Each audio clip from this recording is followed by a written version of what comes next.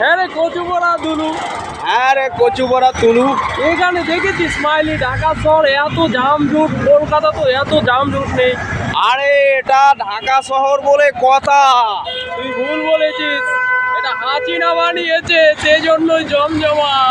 আরে মাইরি, সেটা তো আমার মাথায় ঢুকেনি, আমি কেমন করে বলবো? কচু কারণ বড়া তোর ঢুকবে কিভাবে? তুই সালা হাসিনাকে চিনিছেই না।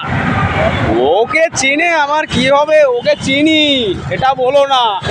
ও যখন ভারতে ঢুকেছে হ্যাঁ, তখনই তো আমরা পালিয়েছি বাংলাদেশে, কারণ ওখানে ও হট্টগোল শুরু করে দিবে তো, বুঝতে পেরেছো?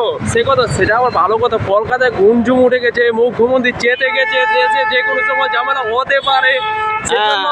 সেজন্য অবশ্য ভালো করেছিস।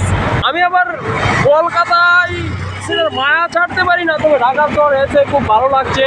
এটা আমার মাতৃভূমি ছিল এক সময়, পরে বঙ্গবন্ধু সেটা ভাগিয়ে দিয়েছিল। হ্যাঁ, ওখানে কলকাতা ভাগ করে দিয়ে আমাদেরকে ওখানে পশ্চিমবঙ্গ বানিয়ে দিয়েছে, আর ওরা পূর্ববঙ্গ হয়ে রয়ে গিয়েছে। তবে ভিখারিদেরকে একটু মায়া করতে হয়, সেই জন্য এসছি, বুঝলি? হরেন বাজিও না যেখানে সেখানে।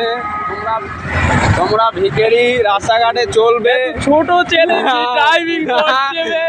তোমরা ভিখারি, এ সমস্ত গাড়িতে আমরা চড়ি না।